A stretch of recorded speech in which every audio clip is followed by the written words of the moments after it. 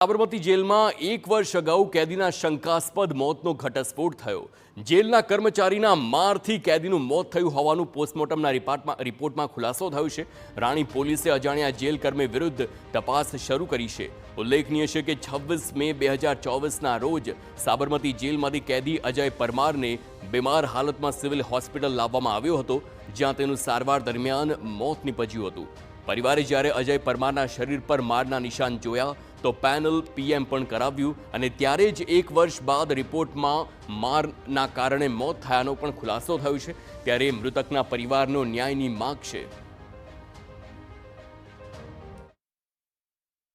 પછી અમારા ભાઈની બોડી અમે ચેક કરી એટલે એ દરમિયાન એના પાછળના ભાગમાં જરા મારેલાના નિશાનો હતા અને બધા કાળા ચમટા પડી ગયા હતા।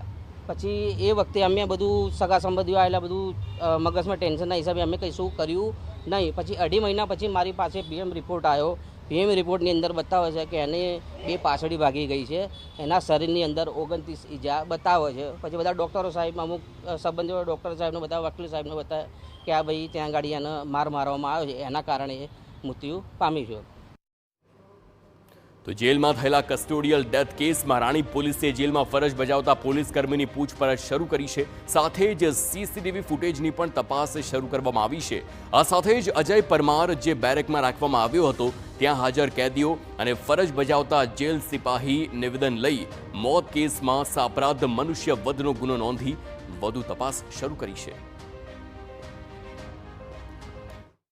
એમાં એની સાથે જે મારઝૂડ થયેલી એ મારઝૂડના કારણે એનું મૃત્યુ થયું હોવાનું પ્રાથમિક તારણ આવતા ઉપરોક્ત ગુનો ઇપિકો કલમ 304/114 મુજબ દાખલ કરેલ છે, જેની તપાસ પોલીસ ઇન્સ્પેક્ટર શ્રી રાણીપ કરે છે।